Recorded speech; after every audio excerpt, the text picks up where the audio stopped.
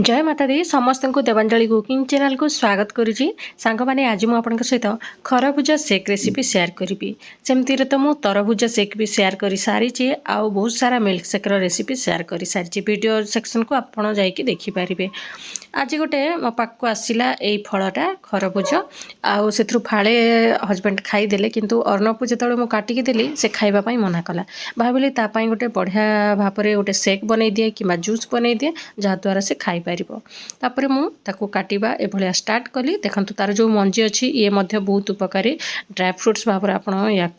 खाईपारे ताकू एमती चामच साहाय्य काढ़ी साइड रखी नवा आउ या सुखे नवा भलसे धोईदबा तार जो पल्प गुड़ाक अच्छी काढ़ीदबा आउ खाली मंजी मंजी को सुखे नवा खरारे भलसे सुखईदबा तापर ये जो तार ऊपर अंशटा बहुत टाण रही थाए ताकू आमे काटिकी साइड कर नवा आमको खाली तार भीतर पल्पटा दरकार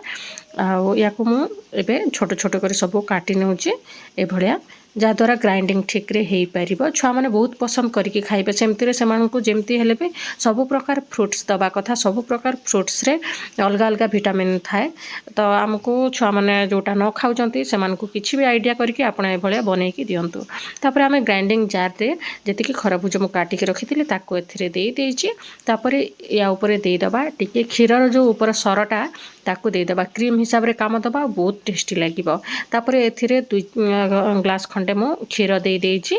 आउ क्षीर टिके ठंडा ही नेबे तापर स्वाद अनुसार चीनी देदबा आपण केते कम बेसी करबा पई चाहूछथि से हिसाब रे देबे आउ टिके गुजराती गुंड देदबा बहुत भलो फ्लेवर दबो सुंदर बासना मध्ये आसीबो तापर ग्राइंड करि नैछि देखंतु केते सुंदर देखा जाउछि ना आपण चाहिले एथिरे आइस क्यूब मध्ये पकई पारबे अर्णव को टिके ठंडा होती से आइस क्यूब आउ पकाउनी आप चाहिए पकई पारे कि चिल्ड करके फ्रिज रे रखिकी पी पारे देखिले ना सांग मैंने केते सहजरे आमर ए खरबूज सेकटा रेडी हो गला आपण मैंने छुआ मन को बनईकी दिंतु विटामिन सांग को बहुत टेस्टी भी लगे छुआ मैंने भी आराम रे पीदेवे देखा नेक्स्ट वीडियो रे नुआ रेसिपी सहित थैंक यू फॉर वाचिंग।